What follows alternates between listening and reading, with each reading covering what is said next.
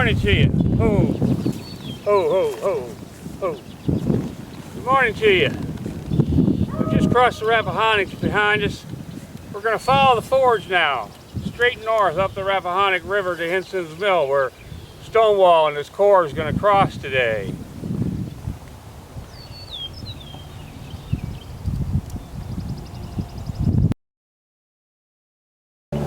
We're coming into Jeffersonton. Now this is a staging area, a camping ground, where General Lee concentrated his army around July 25, 1862. Behind me is the Rappahannock River. John Pope's army is scattered out in its corps along the river in different places, and General Lee has feinted toward crossing the Rappahannock at this location by taking this road over here, which leads to crossing of a Great Run tributary into this area, with the Rappahannock behind me. But he has no intention. His goal is constantly to maneuver, to induce Pope to back up. He did that at the Robinson and Rapidan rivers when Stonewall collided with Nathaniel Banks, and Pope found that lost order, that Stuart's adjutant rode into a Yankee camp and delivered to him, and so Pope backed up behind the Rappahannock. And now we've been moving up the Rappahannock toward Warrenton, and General Lee wants to get Pope back from this area without having to fight him, and so he's going to come up with this business about splitting his forces and maneuvering around the flank. We've crossed to the west side of the Rappahannock. We're in Jeffersonton. This whole area here was full of General Lee's soldiers in late July of 1862. And we're not gonna follow General Lee to the Battle of Second Manassas. I've already done that elsewhere. We're just gonna follow the route, at least as far as Thoroughfare Gap, that Stonewall Jackson took in going around Pope's army. And to do that, I just want to show you the general map so you can understand the problem that John Pope is going to have trying to counter the moves that General Lee is going to put on him. So there we go. Now this is an old map I made a long time ago, and I'm going to take a minute to show you what's happening here over a period of almost a month. And I'm just going to do it in a minute or so. Jesse Reno is a Union general that has command of what's called the 9th Corps. And he's come from Burnside's command in North Carolina to join John Pope's army. And he's got a corps, 2 divisions. And John Pope has got him placed right there at Kelly's Ford. And when we crossed Kelly's Ford this morning, Kelly's Ford on this map, to just give you the dimensions of the thing, is right here. And Jeb Stewart's got cavalry sitting in front of that ford. He's got John Pelham and 2 of John Pelham's horse artillery guns keeping the Union forces from probing beyond that bridge. And the rest of Pope's army is scattered up along the Rappahannock as the river goes up. And what I'm going to do is I'm going to switch the map now. I'm going to bring it down like a scroll so you can see how this is going to unfold. Now I've scrolled the map down so that Reno and Kelly's Ford is out of your sight. We were scouting in this area this morning, and then we crossed over the Rappahannock off this map, and I'll show you where we're at as we walk up the map. Another piece of John Pope's army was Nathaniel Banks's corps. Now this corps had 2 divisions, but it was badly beaten up at Cedar Mountain. It was basically a drawn battle. Nathaniel Banks did a great job fighting Stonewall Jackson, but his force really can't fight another battle. So John Pope is going to use him for the train guard. He's going to leave Banks's corps following along the army with the supply trains, the artillery trains, and so forth. And Banks is located here at Bealton. So you can see as we scroll along the Rappahannock that there's 5-6 miles separating these various corps, because they're trying to create a long line to be sure that General Lee doesn't penetrate, break through, and get behind them into Washington. Now if you look on the left side of the map here, you can see that all along the Rappahannock River there are fords. This particular line right here is the Orange and Alexandria Railroad. It crosses the Rappahannock and runs down to a place called Manassas Junction. That's Rappahannock Station. You go a little further up and you come to a ford called Beverly Ford. Now Jeb Stuart, here's one called Freedman's Ford. Yeah, Jeb Stuart has cavalry all along this side of the river covering these fords, while John Pope's got very little cavalry and cannot do very much. The next corps is at the top of the map right now, and that's Franz Siegel's corps, and he's right there. Now when you have your army separated, as this map is showing John Pope's army to be separated, at some point, if you're going to fight a general battle, you have to be able to bring these corps together and concentrate them. And the question is, where is it that you're going to do that? Now let's scroll the map down a little further. Now we've scrolled the map down a little further. You can see at the bottom of the map is Siegel's corps' location.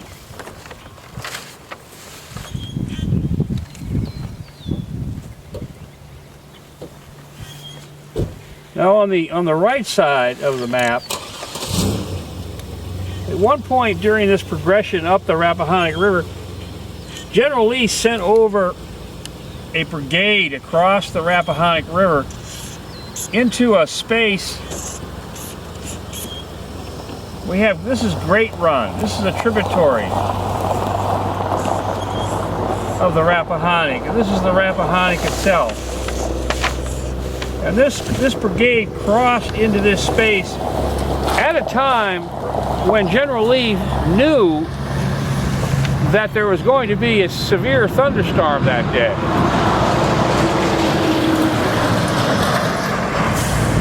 The thunderstorm was going to be in the Blue Ridge Mountains, about 10-20 miles to the west of us. And he knew that by the end of the day, the water that had been dropped into the Blue Ridge Mountains would be into the Rappahannock rivers, and that these rivers and streams were going to be roaring at flood level, at flood stage, because of the severity of the rain that was being drained into that river. So he knew that the Union forces, which would begin to attempt to collapse on what John Pope would logically think was the advance of General Lee's army now in the direction of Washington. This would be the signal that General Lee intended to move in this direction. But they wouldn't be able to get over this river, this stream, Great Run, until the water came down. They couldn't ford it. So this brigade was relatively safe, despite the fact it was several divisions of Pope's army was closing on it rapidly. But then at night, it recrossed the river, and General Lee continued to move north up the west bank. So we'll scroll the map down now another notch.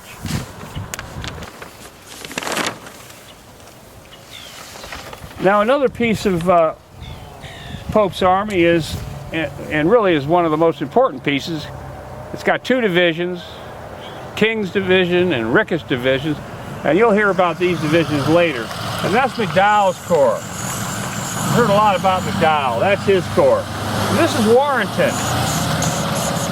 And this is the road to Washington right there. That's the road to Washington. So by the time the two armies have moved this far north, as far as John Pope is concerned, this has got to be the critical moment when General Lee is going to stop moving north on the west side of the Rappahannock and is now going to move east toward Washington. And of course, all these other corps I've told you about that are in the lower part of the map, they're moving north too. Their positions are changing. So by this time, Pope has got his corps scattered out in this area, anticipating that he's going to have to face an attack by General Lee right through it. Now, General Lee has only got 35,000 troops, ladies and gentlemen. That's all he's got.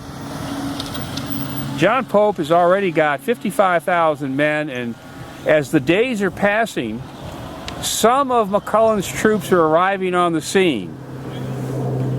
From that railroad I showed you earlier, Heinzelman's Corps, two divisions with Hooker and Kearney, are coming down that railroad from Alexandria up into the rear of John Pope's army to join it.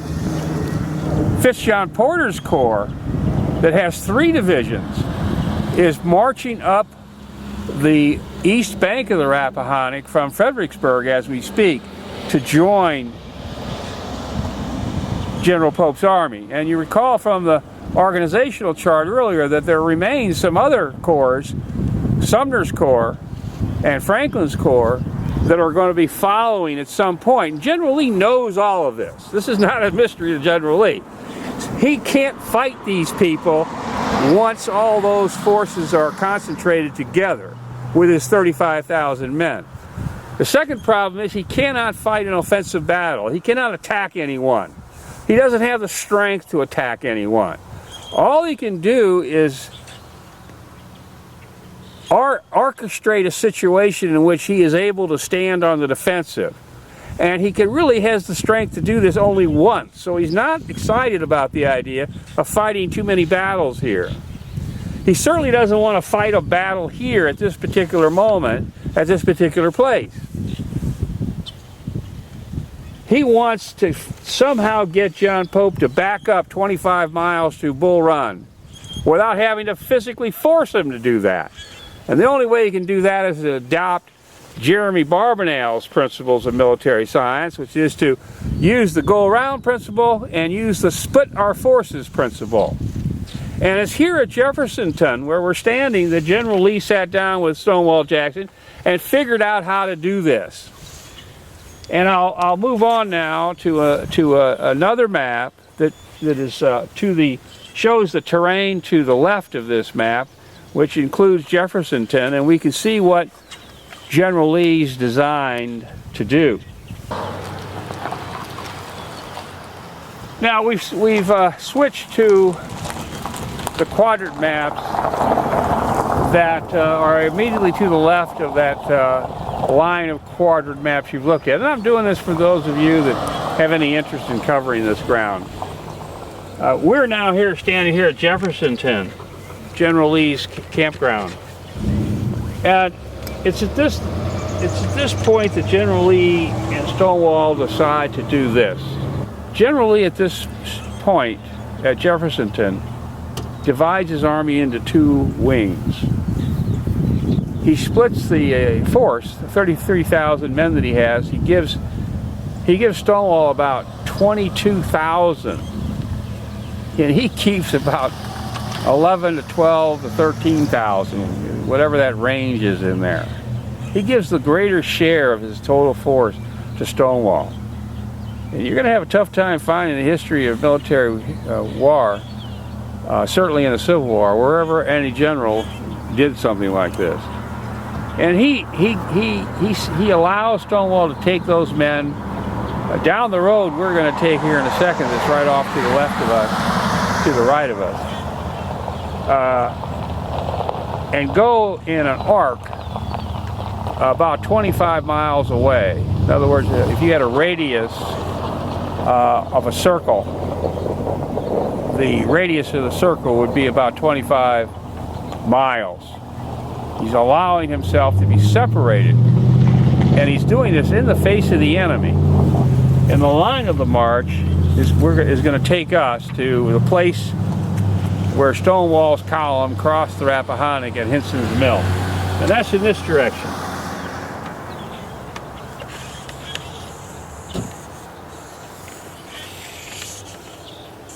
Like that. And of course, remember that the Rappahannock is over there. And today, you can get to the Hinson. This is identified as the Hinson's Mill Road. Takes you down to the Rappahannock River, where in the old days, there's a dirt road that takes you down to the river itself. And across the stream, there is a wagon road that climbs up out of the little river valley and proceeds to a place called Orleans, which I'll show you on the map next. But this is Stonewall's line of march. While Lee, he remains right here. And remember, I've shown you on the other map the various corps that John Pope already has just a few miles away. This being the Rappahannock River. And this right here is the Waterloo Bridge. And this is that arrow I pointed to you. This is the road to Washington. So you know that Pope has got all of his force off the margin here.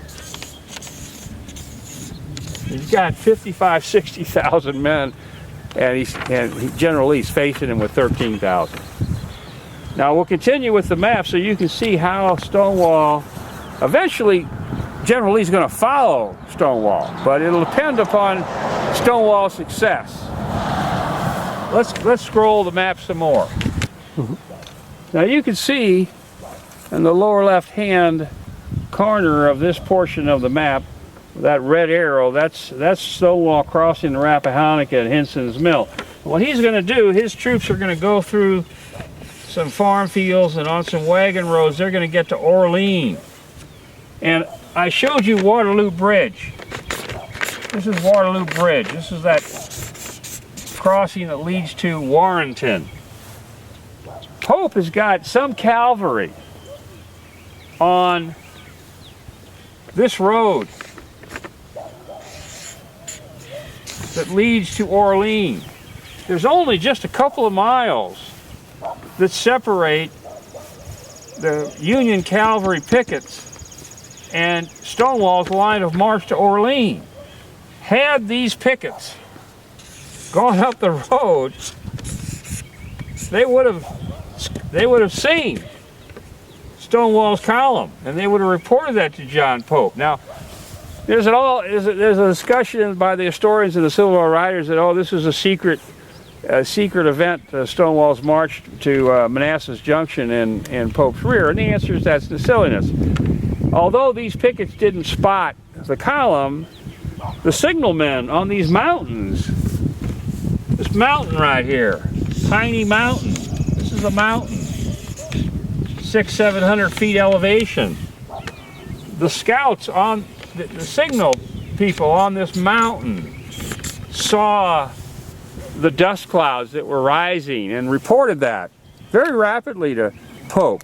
So Pope knew early on that a large force of the rebel army was proceeding what to him appeared to be in a north direction.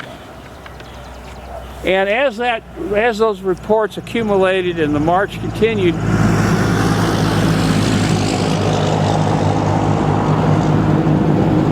Pope assumed,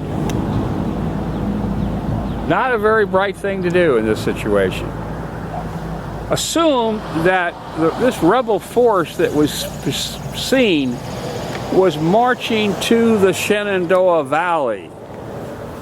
That General Lee, it was a sign that General Lee was retreating from the Rappahannock River, going west, not east, which meant that Pope would be expected to gather his army up and follow Lee into the Shenandoah Valley. That was General Pope's state of mind. Now, was it justified? Frankly, I think he would get an F at West Point at this, in a military strategy course at this point, because he certainly should have been a lot more cautious at this critical moment, because we're talking about now hours. He's got to have more information. He's got to have closer contact with the movement of this column. He's got to make sure, positively sure, that in fact it is moving north to northwest toward the Shenandoah Valley, because he has to look at his own map, like you're going to do in a minute, and he's going to see that there are gaps in the Bull Run Mountains, and these are the Bull Run Mountains over here, that this force that's reported to move north could start moving east, which would be a threat to his base of operations at Manassas Junction. Now let's scroll one more time on this map. Now I moved the map again to show you the continuation of the line of march. Here comes Stonewall. He continues up. This is what John Pope's signal people see from Piney Mountain over here.